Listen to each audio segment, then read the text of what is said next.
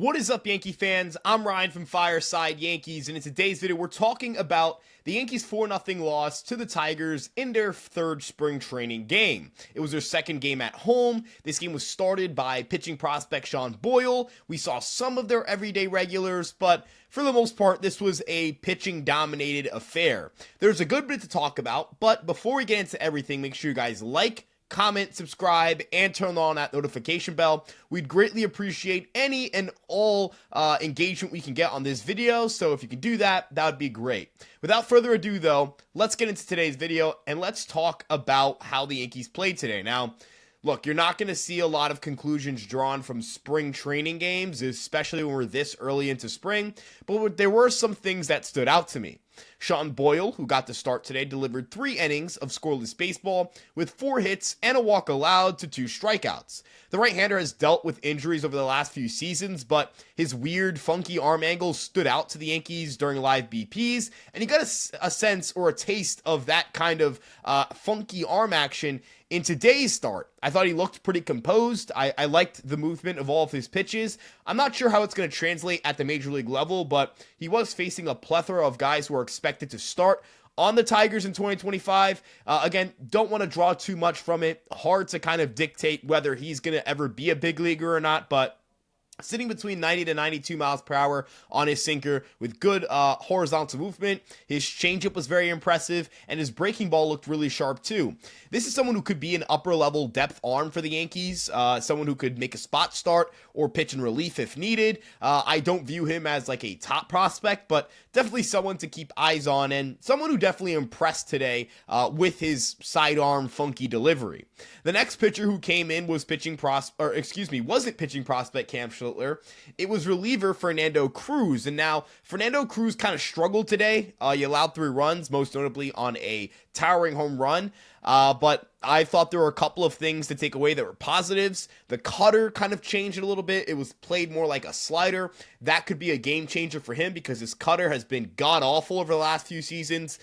We've talked about the lack of anything other than a splitter in his arsenal, and that kind of reared its ugly head today because his 4-seamer got crushed. But at the end of the day, it's his first outing of the spring. If you're alarmed, if you're worried, I just wouldn't be. All I care about is that the guy is healthy and feels good at the end of his outing, and he looked like he was healthy. The velocity looked decent, and again, just some interesting tinkering going on with his repertoire. I wonder if that's something that he can continue to build off of in later spring outings and get something going there.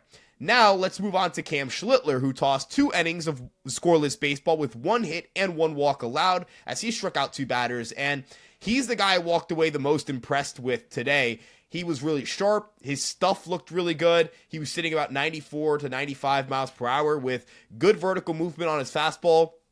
Curveball generated a ton of movement. Cutter had some good movement. Slider had some good horizontal movement. Overall, Schlittler just looked really, really good, and his stuff grades out really well in a lot of stuff models. He's someone who the Yankees have been very excited about because of the way he looked in camp during his most previous minor league season. He had a 3.36 ERA and a 3.60 FIP across 3 levels of minor league baseball. I'm really impressed with how Schlittler looked. His stuff is very unique. He gets a little bit of cutting action on his 4-seamer at times. The slider's good. The curveball's good. The cutter's got some interesting movement. I mean, he is just a very unique and strange pitcher in all of the good ways because it's just unique. It's just the kind of stuff that you shouldn't typically see from a pitcher. And I walked away very impressed with how he looked.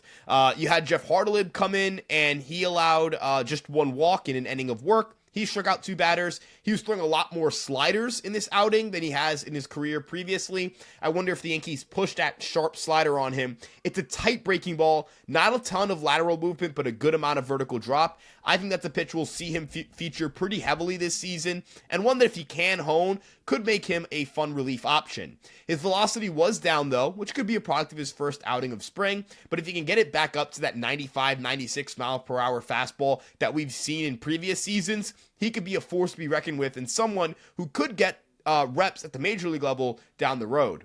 We also had Michael Arias, who the Yankees acquired from the Chicago Cubs in a trade earlier this offseason, make his spring debut, and I thought he looked extremely sharp. He was mixing in more sliders and more changeups compared to before.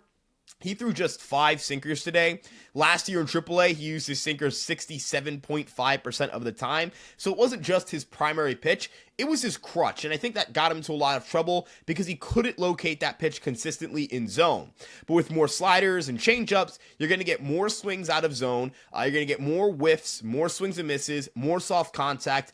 And you're going to be consistently changing eye levels, horizontal movement patterns, looks, velocity, so on and so forth. Arias did a good job of mixing in his changeup, a good job of mixing in his slider. He added some horizontal movement to that slider. It was sweeping a little bit more. That could be a nice improvement for him. And his velocity was as good as always, blistering at around 96 to 97 miles per hour with good lateral movement and good vertical depth from a low slot release. So Michael Arias, definitely someone I'm going to keep my eyes on throughout camp. He has 2 minor league options remaining. He's on the Yankees 40-man roster. He is technically a candidate to make this team out of camp.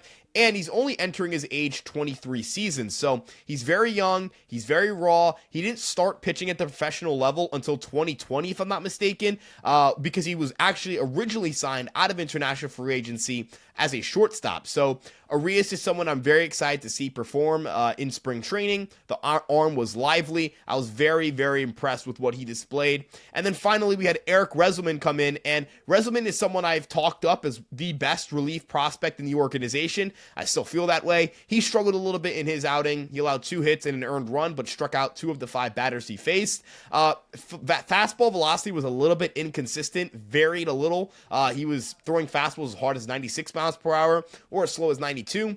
That could be a mechanical thing. Again, these guys are in spring training. These are some of their first live action of the year. Not to say that these guys haven't been throwing in camp or throwing beforehand, but it's very unlikely that these guys are in the condition they should be in to pitch in the regular season. Not talking about like conditioning literally in the terms of like stamina or whatever, or like, you know, how healthy they are. But in terms of just like facing opposing hitters, in-game situations, dealing with weird defense, like those things do matter, and you can only get that kind of experience or get up to speed, in my opinion, by pitching in these games. I think that he'll be fine ultimately, and that he'll be able to kind of get things back up or ramp things back up. Ultimately, I was pretty impressed with the Yankees pitching today. 11 strikeouts of the 39 hitters they faced. I know they allowed 4 runs, a lot of hits, but a lot of dink and dunk as well. Overall, it was a quiet day for the offense, though. They only picked up 5 hits and only had 1 walk. They struck out 9 times today. Not really concerned there. I mean, look, these guys are behind their pitchers. Hitters are always behind pitchers early on in spring training. I do want to highlight a couple of fun at-bats I saw. Brendan Jones, I thought, had some good at-bats. He laced a line drive that got snared by the Tigers' second baseman to end the game. He had an 0-2 count in which he was able to work a walk after. Cody Bellinger hit a ball 101.6 miles per hour in the first inning to start the game off.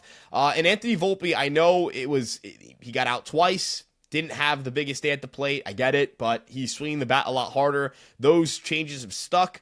Rafael Flores laced a single as well at 96 miles an hour, and he's someone who has loud contact quality abilities. He can really put a charge into the ball. He's someone worth watching in spring training. And yeah, I mean, it was a pretty uneventful game. It was a very quick game as well. This one started at 1:05 and ended a hair past 3:30, if I'm not mistaken. So about 2 hours and 35 or 40 minutes, somewhere in that range. Short game, quick game, fast game. If guys stay healthy and guys are healthy after today, it's a win for the Yankees. So, again, my biggest takeaways were mostly on the pitching side in terms of, thumbs up. Again, really happy with what I saw from Michael Arias. Very happy with what I saw from Cam Schlittler, who was a prospect to keep eyes on and keep tabs on. He could make his major league debut this year. And Shawn Bole, who, hasn't really been considered a top prospect, but certainly showed an ability and an impressive ability to manipulate movement of the ball, spin the ball well, generate really good movement, and ultimately just avoid barrels. So if he's able to do that throughout camp and continue to impress, he's someone who's going to factor into that depth starter conversation. We've talked about the depth starter stuff. Where's the Yankees depth chart starter-wise at? You have your 5 guys, then you have Stroman, but if you trade Stroman, what do you have after that? You have Will Warren.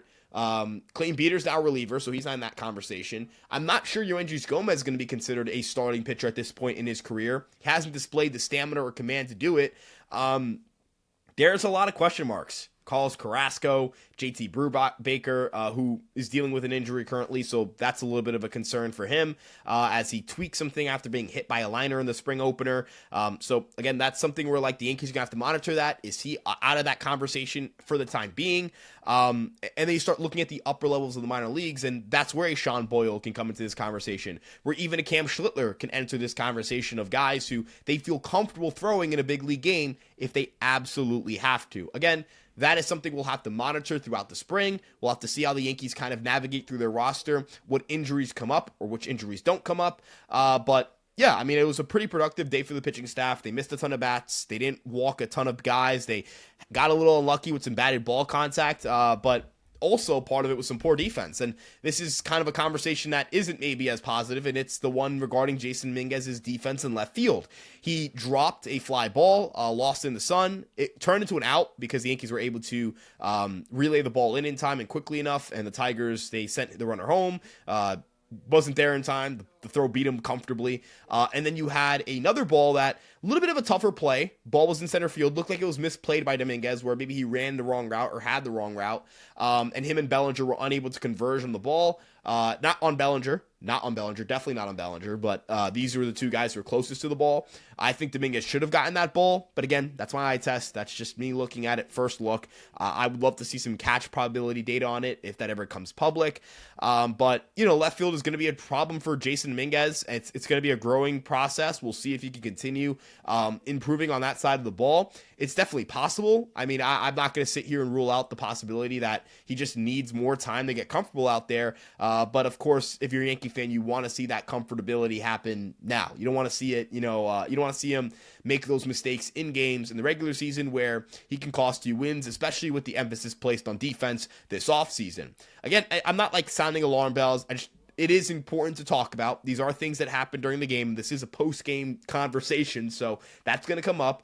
And again, very impressed with the pitchers. Need to see more from Jasson defensively, and really happy with some of the swings we saw from some of the younger guys. So let me know what you guys think in the comment section below. If there's anything you guys took away from this game that maybe I didn't, something you noticed or you saw that you think deserves some more limelight, let us know in the comment section below. And of course, check us out on Fireside Yankees on Instagram, Twitter, TikTok, Facebook, and of course, this YouTube page. The handles are all at Fireside Yankees, except for Instagram, where it's at fireside.yankees. And on Instagram and Twitter, we're posting highlights. So come on, make sure you guys check that stuff out. If you want highlights, you want videos you can share with your friends, they'll be all on there. It's good film too. Like, we try to make sure we clip properly, get good clips, get good montages so that, fans can look at that and use it either A, for their own enjoyment, like if they just want to send it to their friends, or B, if you're writing articles, it's good content to use. And we got some fun stuff there all the time. We're always posting, we're always making content. So really appreciate you guys tuning in and checking this out, and we'll see you guys in the next one. Peace out, everybody.